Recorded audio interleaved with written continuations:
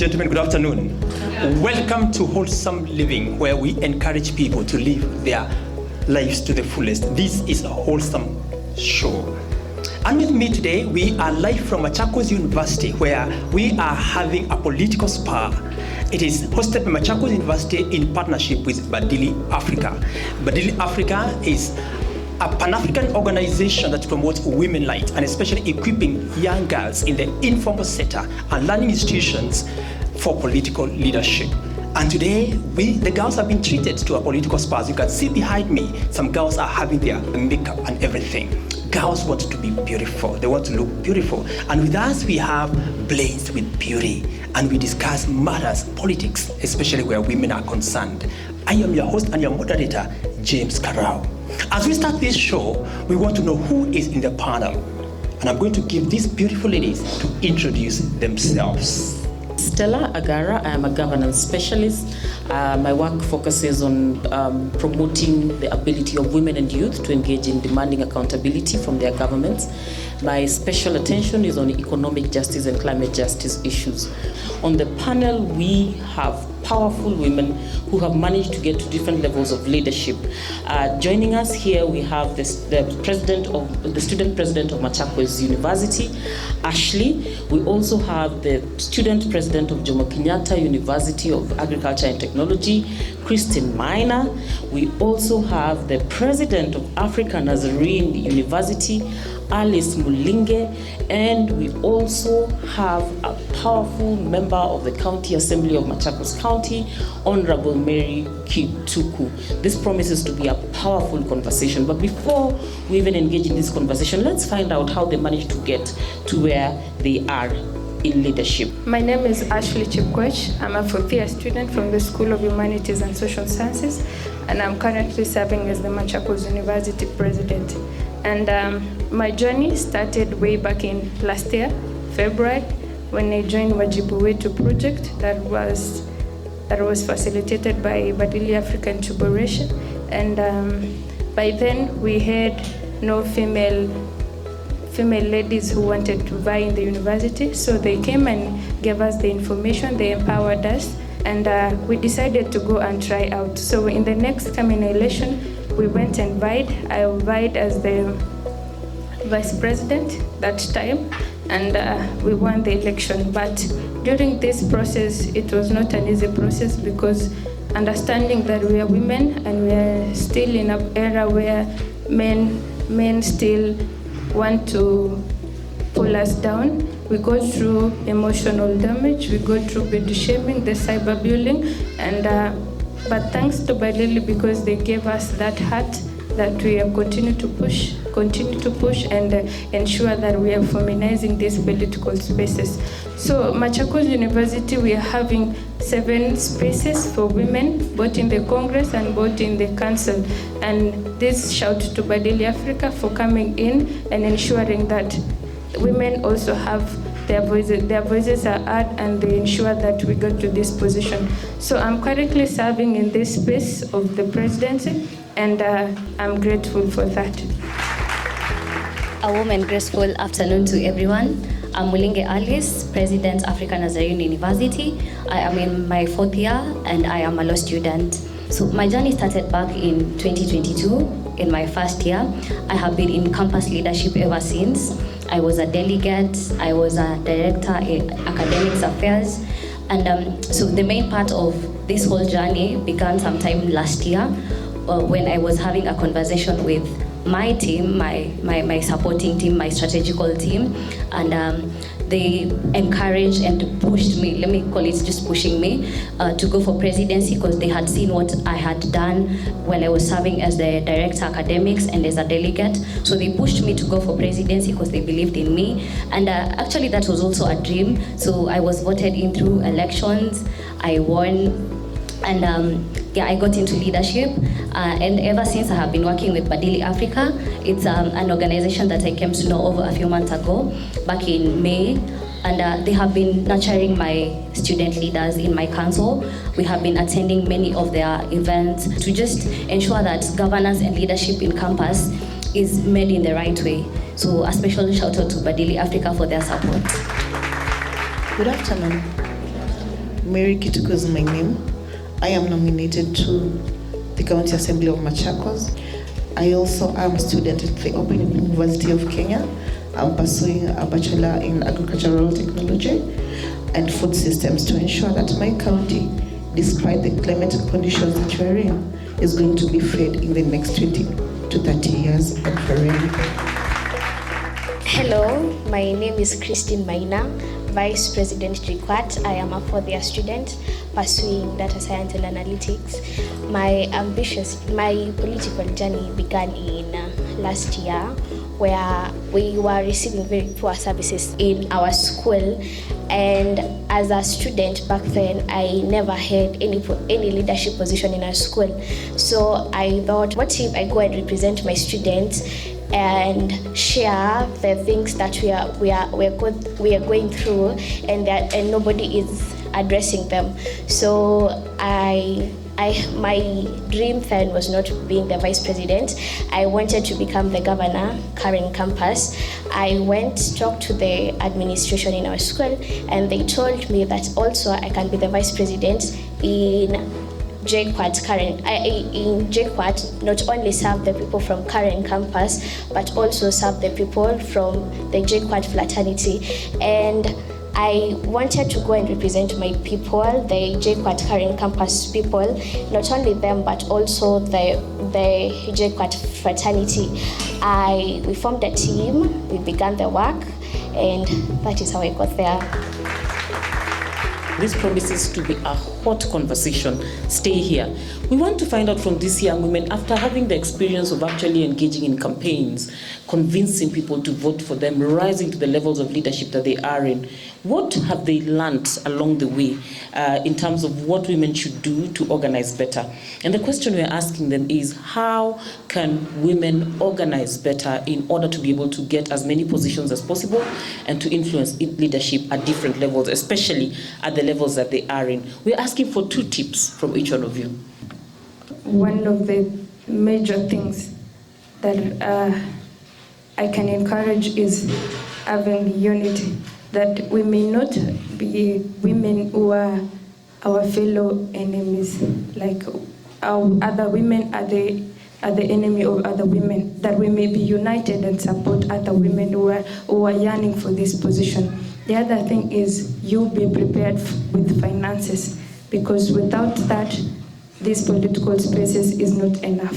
So those are the 2 major things that I can talk about that helped me personally. Have unity, enough finances. For women to organize better, I think it's very important for us to understand the unwritten rules. In politics, you have to be so assertive, you have to be aggressive, more so if you're a woman, because you're going to face a lot of challenges. I think Ashley told us about body shaming, cyberbullying, and such. So you have to be ready, very ready for that. At times, I'd say you have to fit in men's suits or just wear trousers as men for you to be ready for what you're going to face. Again, we can also map the power structure. Just understand who's holding the system and how does the system work for you to be able to strategize. So I kind of feel like most of the time, the reason why women do not get into these positions is because our strategies are not done in the right way. So it will be very important if we learn how to fight the system by strategizing better. By building political networks, we can ensure that we get voted in. Do you have a political party that you're affiliated with? Who knows you there? And do you know the nitty-gritties that you need to have for you to be influential in that political party? Also, building support networks. Do you have friends who you can talk to? Do you have mentors? Do you have people who've gone before what you're going through in politics? They can walk you through whatever you need to know. Even the campaign, during campaigns, do you know what to do? Have you ever been in campaigns, even if you're not going for any elective positions? Don't go in gray areas without knowing what's in it for you. And also, as women, we need to create more women networks. Who knows you back at home? Do you have women who can speak on your behalf? Do you have people who can speak in places that you've not even walked in? And also, elaborating more, we need to work better with CSOs and CBOs, because we need to train ourselves and educate ourselves what's out there. Remember, you're not only competing in Kenya, you're competing with the world because of social media. Everybody's watching you. So what you do, who else has done it better than you? How else can you make yourself better? Make sure that all networks are integrated in your campaign and to make you seen and your voice is heard. Number one, we need to be knowledgeable about the political space. Are we able to challenge the system itself? Have we read the Constitution? Do we know what our leaders are supposed to do? Do we know the role of women when we get there as the women leaders? Do we know how we are supposed to represent our fellow women well? So number one is be knowledgeable about it. Read, learn. Number two, we need to unite as women. Join such forums, come, network, learn, engage with other women, and network. Yes.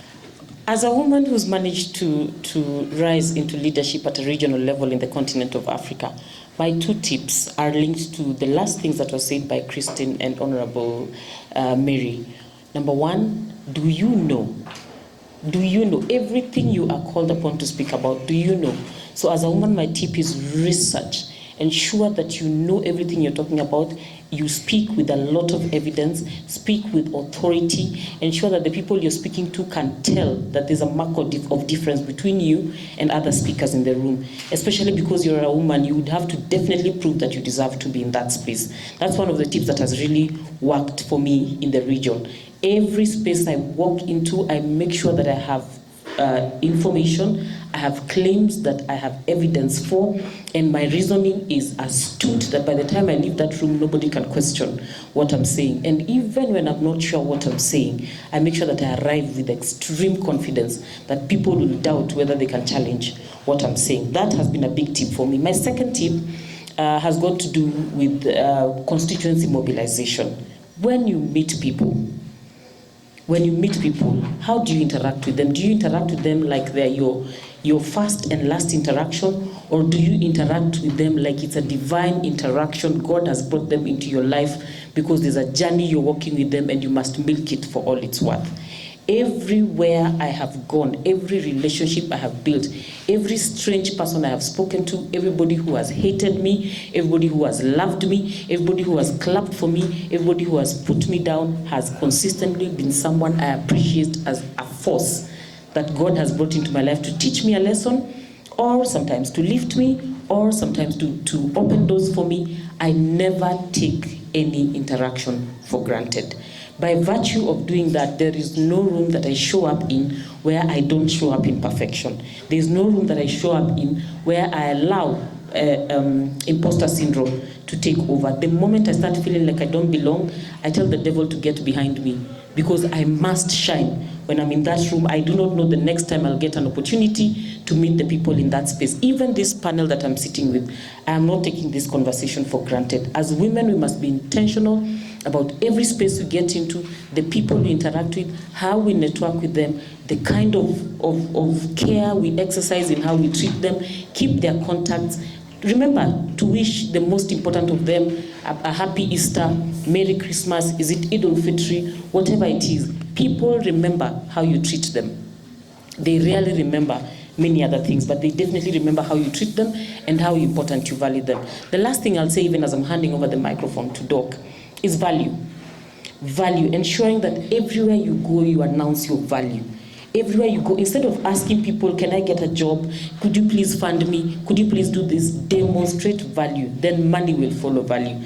Demonstrate value. Then people will see why they need to call you the next time to show up for their activities. I'm telling you, this has worked for me. This is coming from a woman who has received 2 international awards just by showing people value. So show people value. Don't beg anybody. Walk into the room. Show them why you are the worthiest person in the room to get what they're willing to give, and then wait for them to hand it over to you. On my right is Honorable Maria. How did you get into that political space? She's an MCA in Machakos County. These ladies are wondering, how did you get there? Thank you, Dane. In 2020, I found myself in politics because in 2019 we had the corona, And unfortunately, I got laid off work.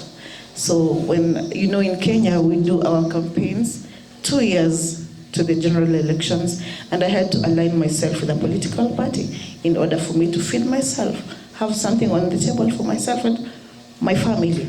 So I got acquainted to UDA. I volunteered. There was zero pay because I wanted something stable in the party. In 2022, I was a member and a life member in UDA. I became a secretariat under the Department of Finance, where I was still kind of volunteering. Yes. So what happened is an opportunity arose for us to go and campaign for the president. And I saw it fit to myself that I cannot campaign for the president alone, and I know my county, my ward needs representation. So I shot myself out there. I went for the ballot, but unfortunately I was not able because sometimes negotiations happen and we have to listen to what the party is for. And unfortunately I was not in the ballot. I was going for the member of county assembly for Kimakimwe ward. So fortunately, I knew that there's a part of politics that people don't know much about, and it's called the party politics. You can lose the war, but never lose the battle. So I went back to my party, aligned myself with the correct people. That is the head of finance, the head of administration, the human resource. Even when it comes to party politics, never underestimate anyone. Even the gate man, if they don't allow you to get into the party, you will never see what goes on in there. So you have to really be a people's person, and that is what I went for.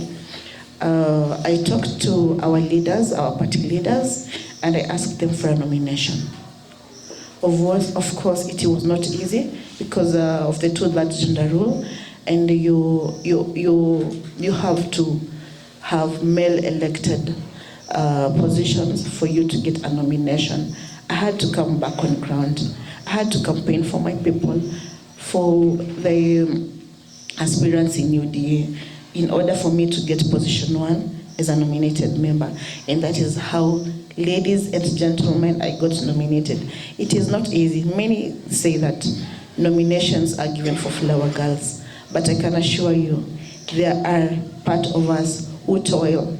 I can even say live on camera, there is a day that His Excellency found me in the office with no shoes because my feet were they were swollen.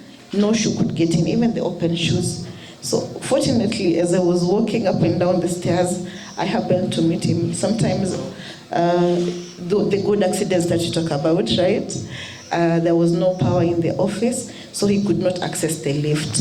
And he had to get to the 3rd floor, which was his office. Back then he was a DP. And he just asked me, "Young girl, what is happening to your legs?" And I told him, "Your Excellency, I need to be up and down, but my legs are not collaborating, so I have to go without my shoes." So he gained interest in knowing this young girl, where is she coming from? Who does she know here, and why would she go to this length to have no shoes, and yet she's working? He could see that my feet were swollen, and he told me, "Yote itakuwa sawa. Usiworry, itakuwa sawa." And I went back to my desk motivated, knowing that all is well. Even if I'm toiling, it is not to make myself a slave of this, but I know what I want in the party. Fortunately for me, when the nomination list came out, I emerged as number 3 nominated, and I am at the County Assembly of Machakos representing gender and youth. Thank you. Now, I know these student leaders promised to do certain things, perhaps for their fellow women or for their constituents. What is it that you promised? And I know some of your terms are coming to an end. What have you achieved so far? Have there been barriers to achieve what you promised to your electorate? What are those barriers, and how did you navigate through? Some of the things I promised the students of JKUAT is representing them better, having their interest at heart, So I'll start by addressing the issue we have of the strike. We have been having negotiations that are going on between OASU and the ministry, and it is yet to be sorted. So on Monday, the 27th of January, Monday, the 27th of October, we tried to go represent our students at the Jogo House. At the Jogo House, where we were demanding for our lecturers to be strike, to be paid so that we resume back to school.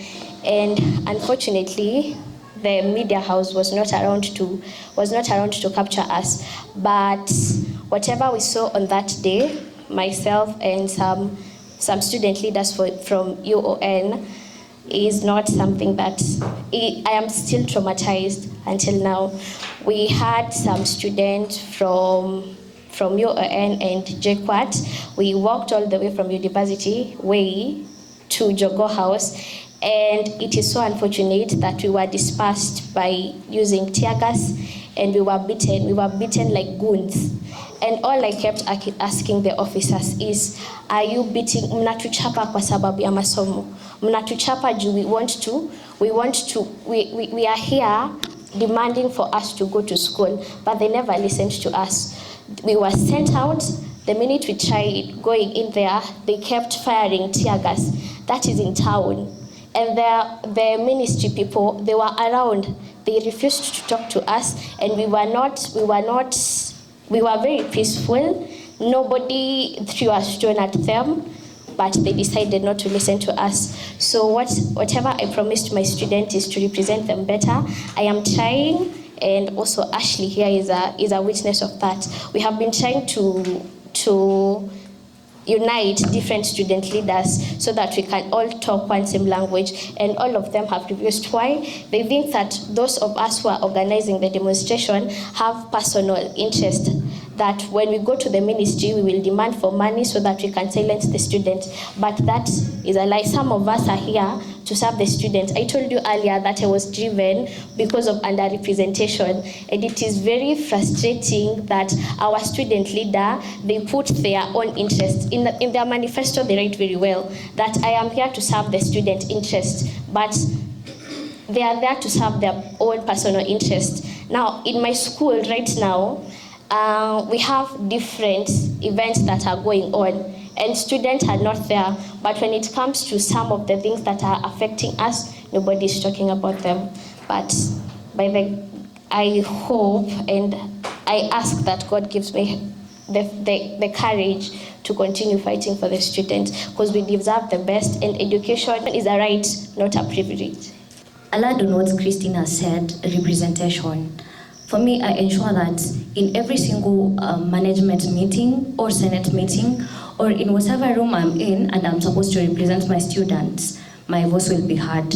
I have to speak out and ensure that the needs of my students are heard out by the right people, and I always have to follow up to ensure that action is taken in regards to the issues. And one way of defining the success of the many things we promised our students is I use a criteria known as STAR. The specific problem that I'm addressing, the tactics that I'm going to use to address the issues, the action that I'm going to take, and the results. So every time I go to sleep, I always look at whatever thing I was handling. Then look at the problem, look at the strategies that I've come up with to deal with the problem, look at the actions that I'm going to take or have taken, and look at the results. If I have accomplished all that, then it will be a tick in my books. And I am a subscriber of servant leadership, and I believe that leadership is all about legacy, as Stella had stated. So I always ensure that my students are well represented, my students get education, they get to sit their exams, get quality education regardless of their financial background. I have been working so hard to ensure that we get scholarships for our students. The student welfare is well catered for. Students get meals. We have a program known as Feed a Comrade to ensure that even for our comrades who are struggling to get a meal per day, they at least get something from the council. These are part of the many initiatives that my council is working on to ensure that our students' welfare is well catered for. Let's appreciate Aris Muringe from Africa Nazarene.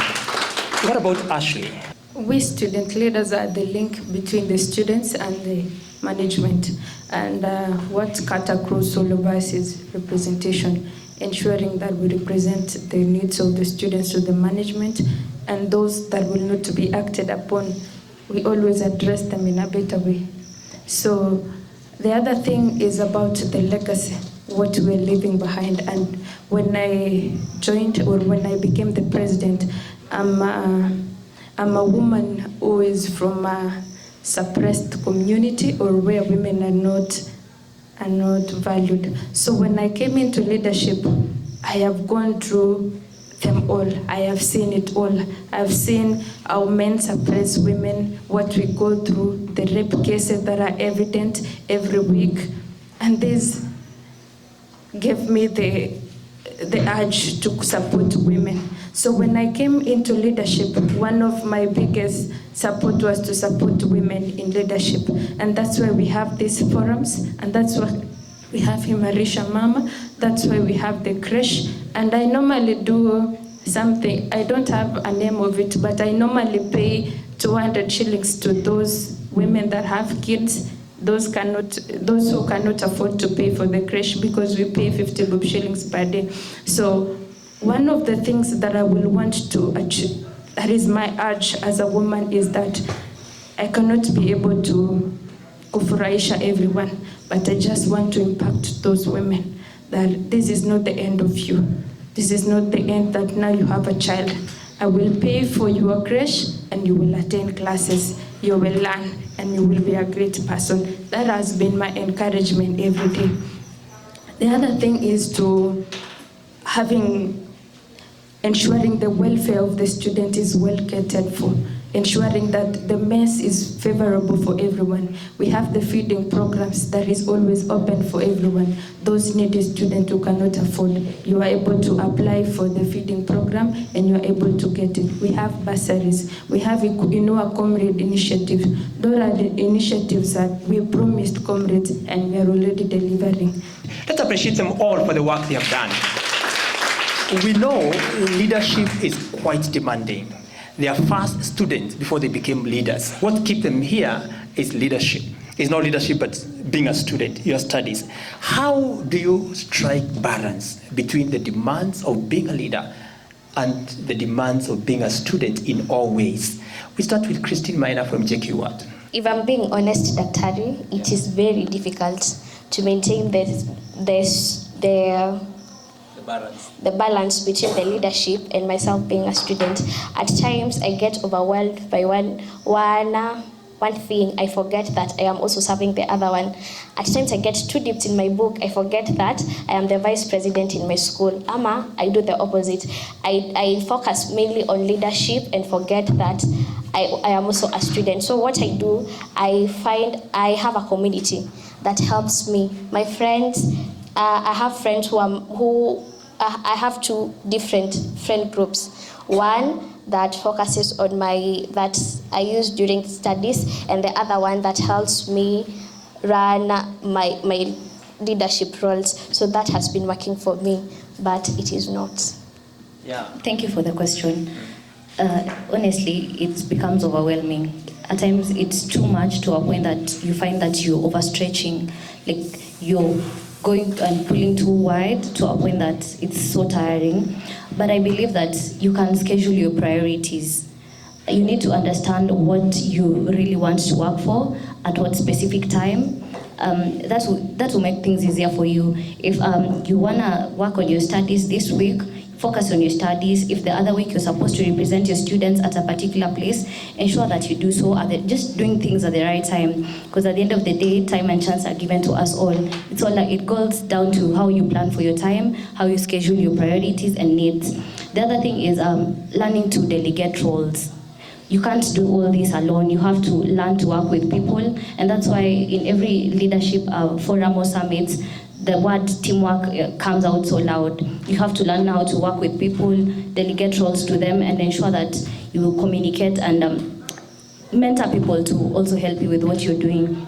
Also, consulting and deciding is very favorable. You need to hear from your peers, people who've been before you, predecessors. They'll be good advisors to help you in your journey. Yeah, that is what has been working for me.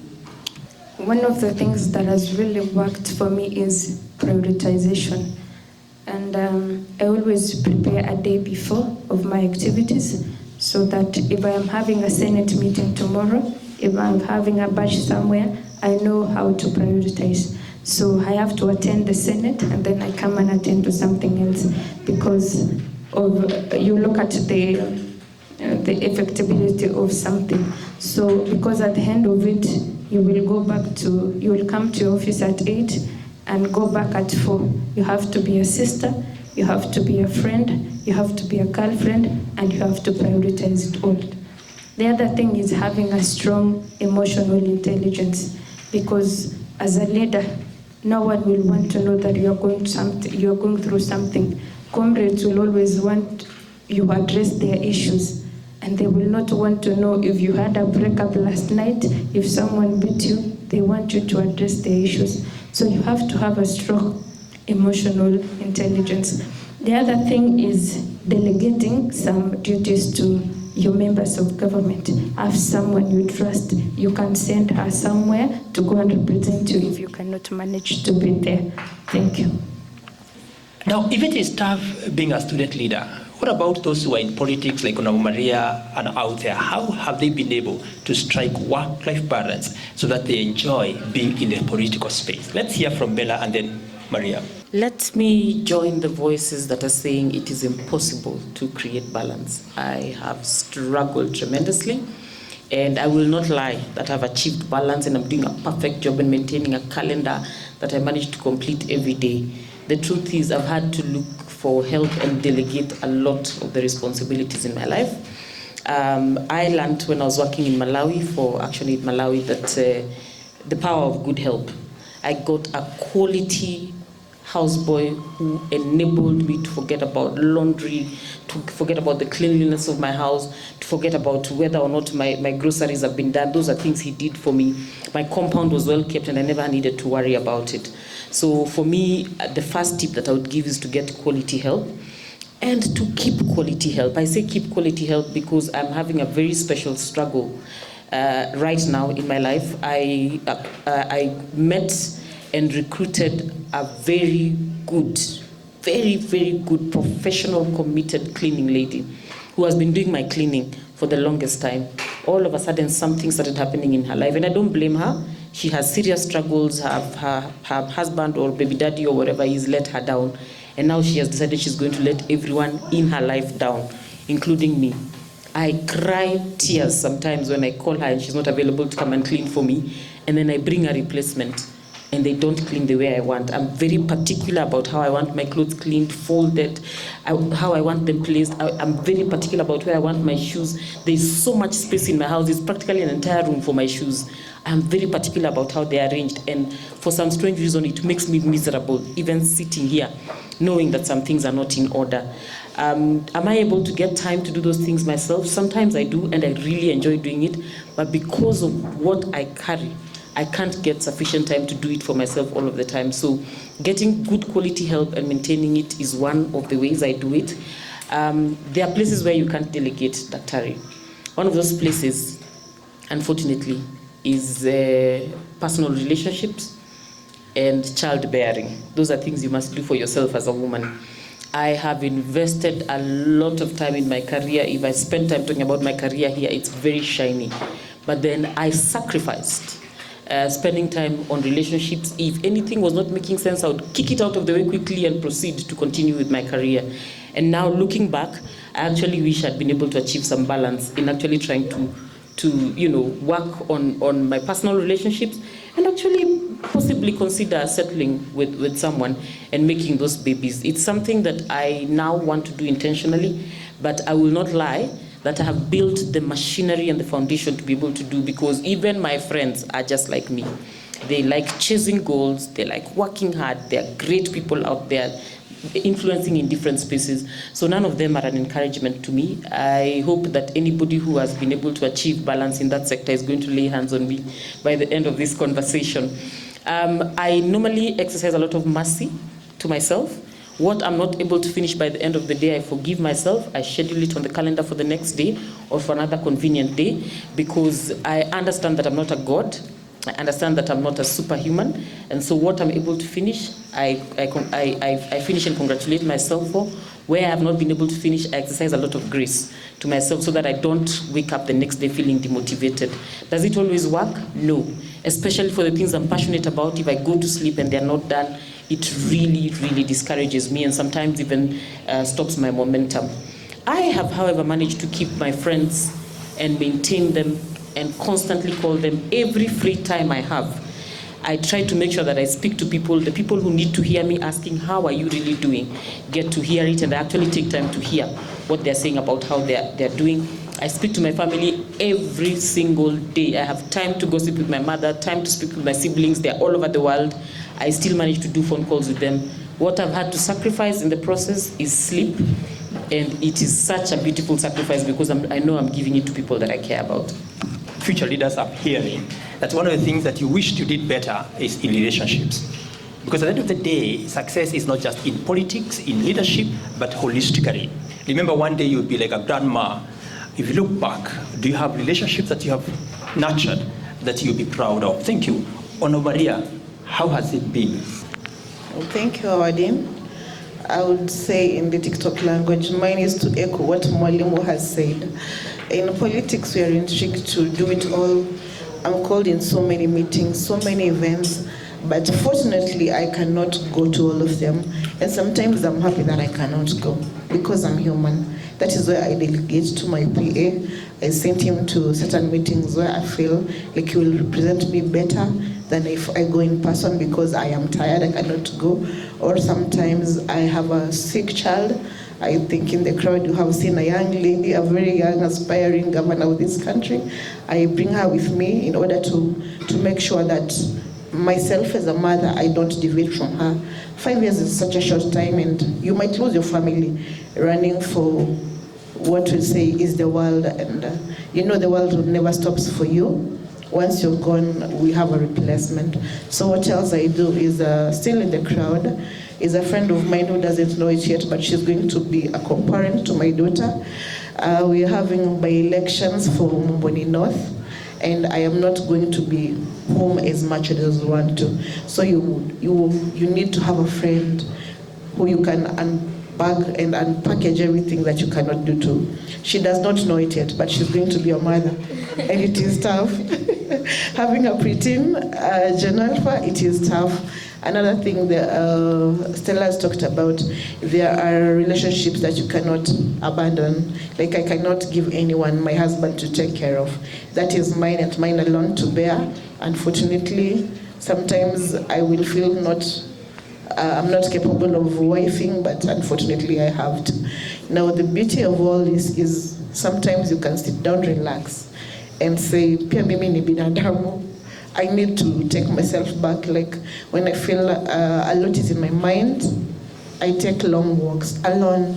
I switch off my phone and I go for long walks such that I am unable to come back home. I will take a border back home. I usually don't know how much I have walked till I check my way back and I'm like, this was 4 or 5 kilometers. It's 7 p.m. It is not safe. I'm a woman in a third world country and I need to go back home. It is right to oversleep sometimes. It is right for you to take a whole day holiday without explaining to people where you're going. At the end of the day, your mental health matters, and we'd rather have a healthy you than you representing us, and you cannot fully fathom what is going on around you. So that is what I do to relax and make sure that I'm in touch with everything that is going on ground. Wow, let's appreciate her for that. The things I'm hearing, actually, they are more or less the same. Number one, delegate. You are not a jack of all trades. Delegate. Empower your council members. Empower other leaders to do that which they can do. Secondly, have time for yourself. I like what you have said, me time. Take out yourself for a date. Take out yourself for lunch. Have me time. That's very, very important. What else am I hearing? Make sure you keep a schedule. Prioritize. If you have meetings tomorrow, let them not come like haphazard. Operate on a schedule. And I want to add this. Set goals for every aspect of your life. have political goals, social goals, economic goals, religious goals, name it, and develop strategies on how to achieve each and every of that goal. Because you're not just a political or a leader, you are all these rolled into one. If you let each of them sink, then you feel like it was not worth it or it was not very fulfilling. We are coming to the end of this show, and I want to have the last perhaps round of questions. We want to tell these leaders. Now, I know most of you maybe are in 4th years. Alice, are you in 4th year? Yes, I am. You are all just about to graduate. What next? What are your political ambitions? Will your political leadership end with student leadership? And I want to start with you, Christine, from JQAT. I have political ambitions, but I might not start them maybe in the next elections, the next political election, because maybe I will not have graduated. I do not know when the strike is over, and there are some procedures that are followed for you to graduate. And according to our constitution, most of the seats that we want, they state you have to have a degree, and I am not so sure whether I'll be having it. But in the future, I have political ambitions, but mostly I want to focus on leadership rather than the political part. What we keep forgetting is that you can also represent your people, not only in the political space, but where you stand. You can represent your people in your workplace.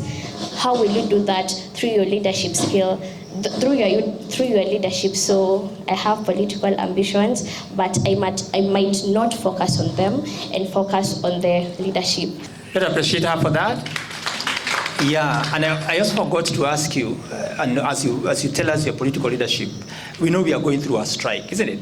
And many of our universities are shut because of the lecturers and the staff strike. How has that impacted on comrades as you tell us your political ambitions? Alice from Nazarene. Let me begin by responding on the strike. So fortunately or unfortunately, I cannot comment on that from an African Nazarene student's perspective, because this is a private university and that has not been affecting us. However, I believe in students across the country getting quality education, as I have been emphasizing on. And I think CBAs are agreements that should have been signed on behind the scenes. We as students should not have been involved in all this. We shouldn't even have known that there are some wrangles between lecturers and the union or the government. I think lecturers should be paid. That is their right. Let the government pay the lecturers. And now to respond on the political ambitions, I feel like I'm still young to go for an elective seat in the government, whether county or national government. I am not yet ready for that. So after this, I shall go to Kenya School of Law. I'll use campus leadership and student leadership to advance my course. I'll use that to get into national or county politics, but behind the scenes, as I continue to nurture myself and grow better. And maybe sometime in 2032 or 2037, we can see if senatorial seats can work or something, yeah. But at the moment, we shall be behind the scenes. We had hoped today that the conversation that our lecturers' unions are going to have will bear a good fruit, but unfortunately, they didn't agree. So we'll continue suffering. I call it suffering because it's suffering. 5 weeks of no learning, comrades are idle. They cannot go home. And this idleness has made us to be the devil's companions, because right now the things that are going on, the incident that happened, the lady was stabbed and the other student was burned out, it is because of the idleness. Now those who cannot afford food, you now lure yourself and go and stay with a boyfriend to accommodate your needs, and it is not your fault. And I'm crying out to the government that they may pay our lecturers. We want to go back to class, because this time that we've already wasted, we cannot hatuwezi rudi tena. And in my political ambitions, I'm already a wave in my county. In fact, the MP is having a sleepless night because last night I posted my poster and she has been calling. But I told her, I'm not buying next election. But 2032, you are meeting me. We'll meet with the same way. And I usually talk to her because most of the Harambes I usually attend. It's not necessarily myself, but I send something to support those students who are going to the university, because by there I'm the only one around my village who is in the university. So when I speak, they listen. They listen to me. So I normally challenge her, kindly give us something as women. At a sanitary pads, you have children who are ladies, support us as ladies. Kama huwezi jenga barabara, tujenge sisi kama, because our roads are pathetic.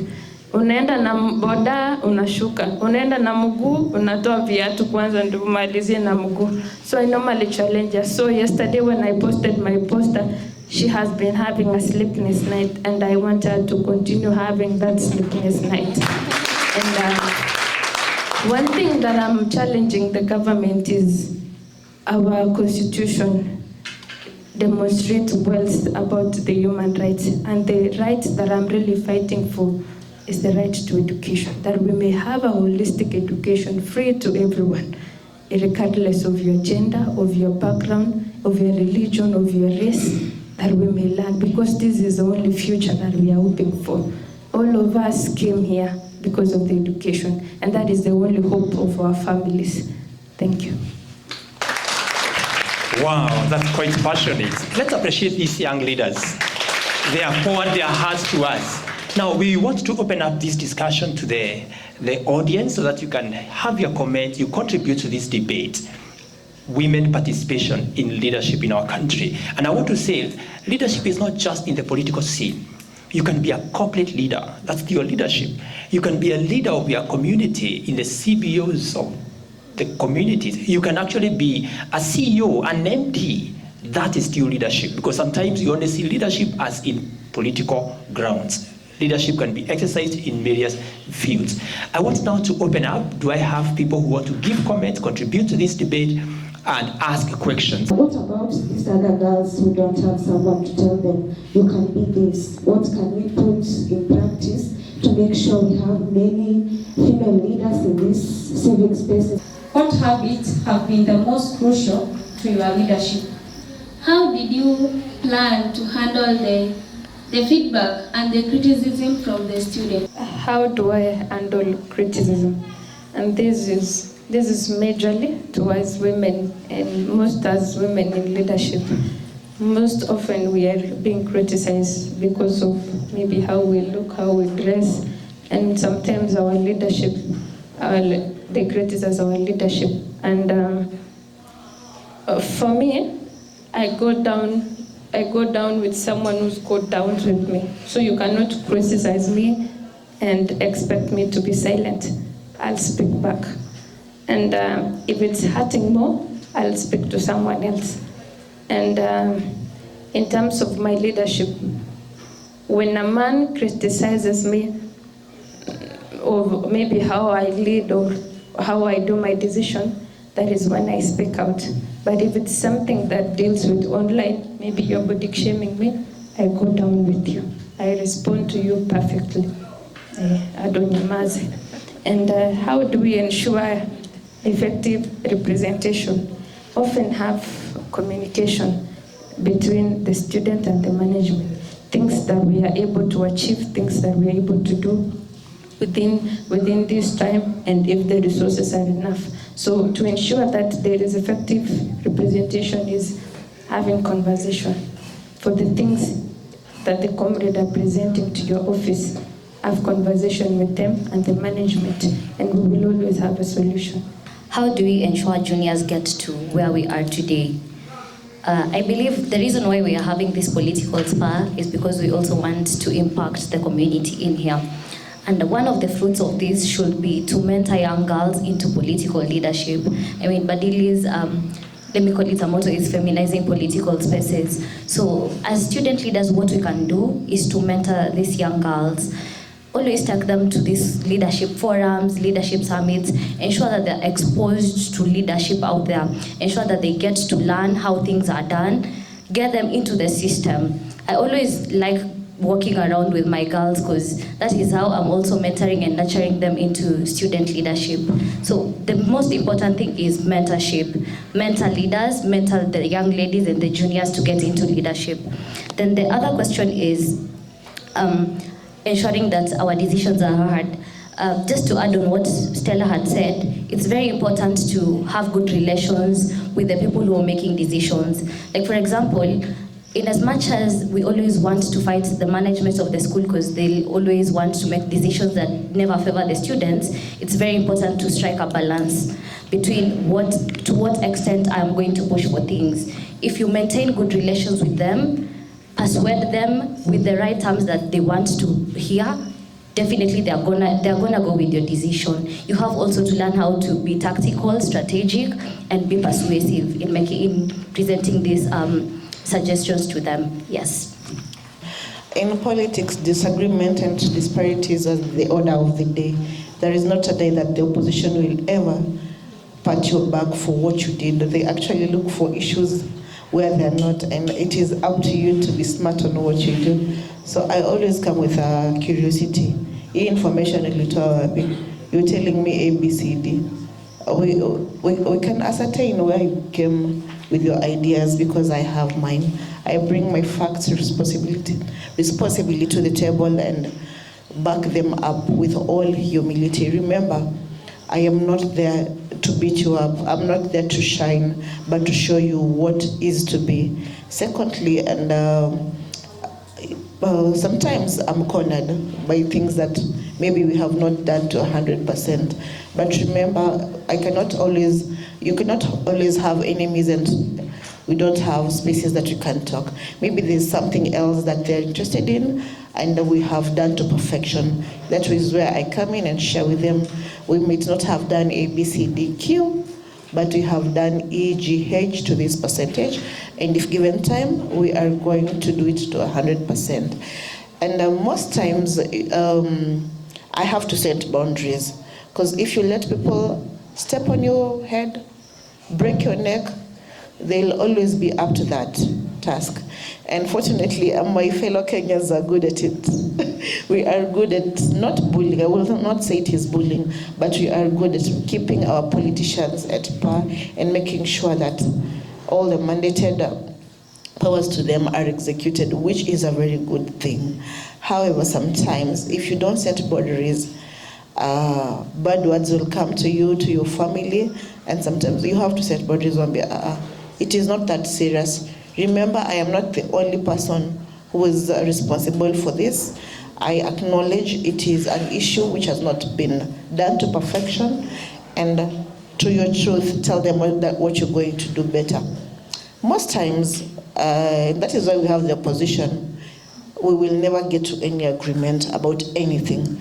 And you have to tell yourself, oh well, this didn't go as planned, and leave it at that. Because sometimes, even at homes, we disagree with people, and we are never to disagree, but we can respectfully agree to disagree forever. And that way, peace prevails at the end of the day. My question was on empathy and assertiveness. Now, for this, you have to balance the two of them. If you rely on one and leave the other one out, you might end up having clogged decisions. So what I do for that, I make sure I have my principles as a leader, that whatever decision I am going to make, it is the right one, that I do not make an unfair judgment.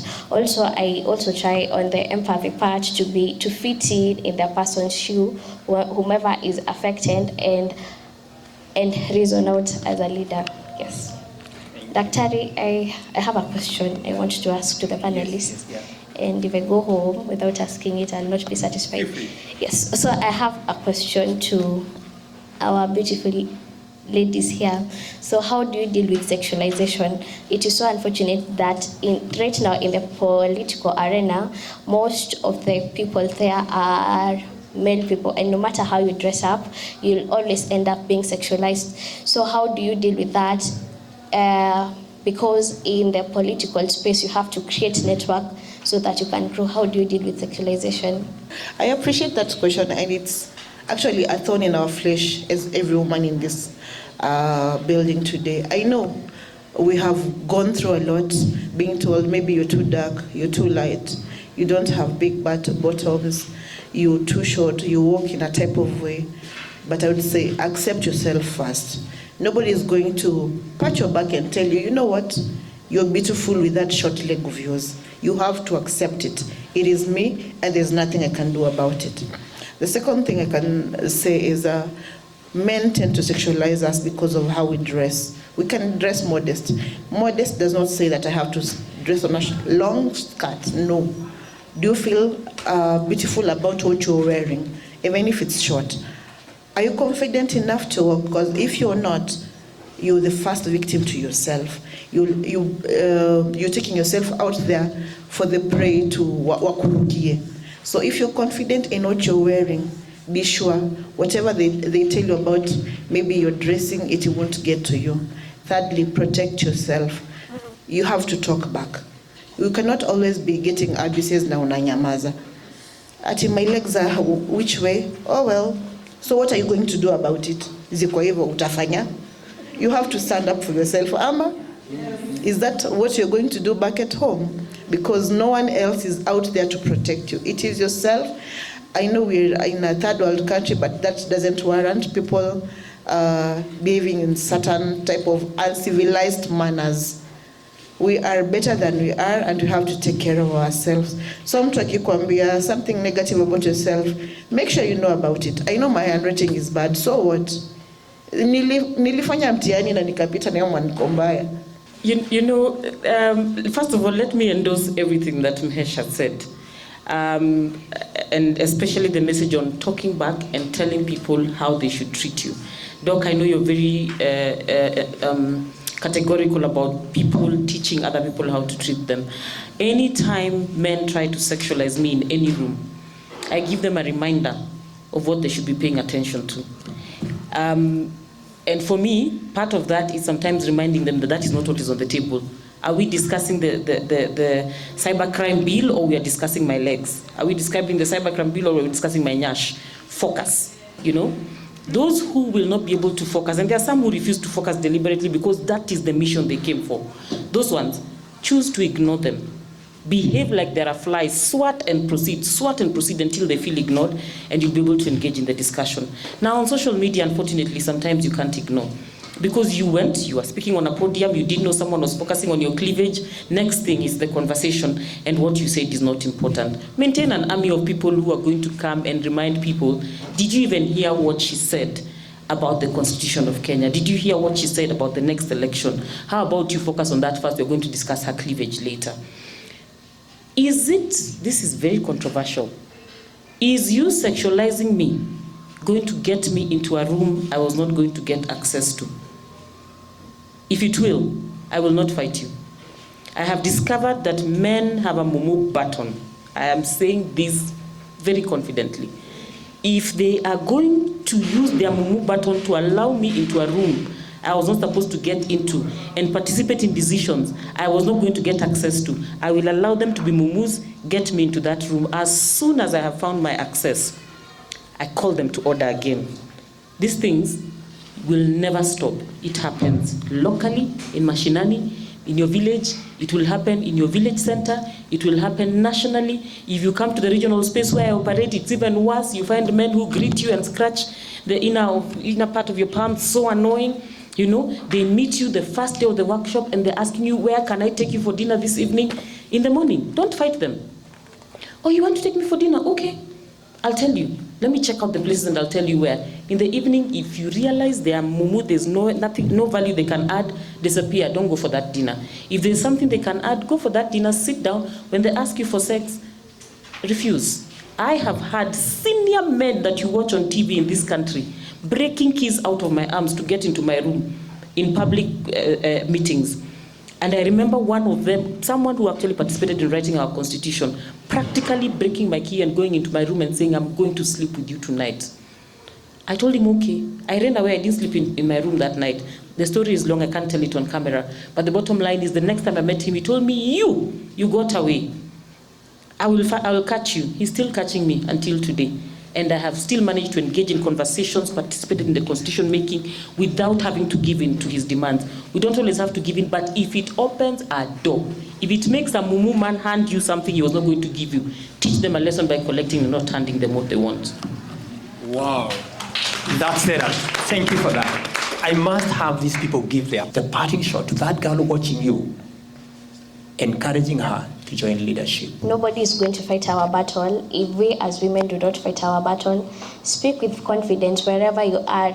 Speak on that social media platform. Whichever thing that you see that is not being done however it's supposed to be, speak it out. The future is female, but this will only happen when we act out. My younger sisters, you are a force, you are a voice. Go do it. Whatever makes you feel like a leader, go do it. And Gen Zs, chukueni kura. We can only change this country by being voters. Be present in the right places. Go to events that matter and make sure 2027 umepiga kura. Usitufanyishe ground work ya bure. Usiseme tunaenda huko na hatuendi huko. Please pick your vote. Remember that you're a phenomenal woman. You're so extraordinary. Do not try to overcompensate. You're enough. In regards to the gender role, I think it should start from our universities. If we have agreed that we are going to have our constitution state that no more than 2/3 of the council should constitute of one gender, let it be so. Yeah, it will start from the grassroots. My parting shots is an encouragement to you young women to take up these positions, especially these elective positions where you are able to determine the decisions that are made on the table. So speak out, do not be afraid. No matter how you speak out, no matter how you are, how you dress, speak out and do not allow anyone to intimidate you. Psalm 62:11 in the Bible says, God has spoken once, twice I have heard this, that all power belongs to God. And so I know that anybody who accesses any level of power, anybody who accesses any level of leadership accesses it because it's a divine calling. Anybody who has not accessed it, it's because God has not allowed them yet. Speak to God, ask God to show you where he wants you to lead, and then show up in the best way possible in your most authentic self and do what he has called you to do because he has equipped you with what is needed to serve in the place that he has called you. Once God decides that you're qualified, do not allow anybody else to tell you otherwise. Wow. This has been Wholesome Living show that promotes living life to the fullest. John 10:10 says, he came that you may have life and have it to the full.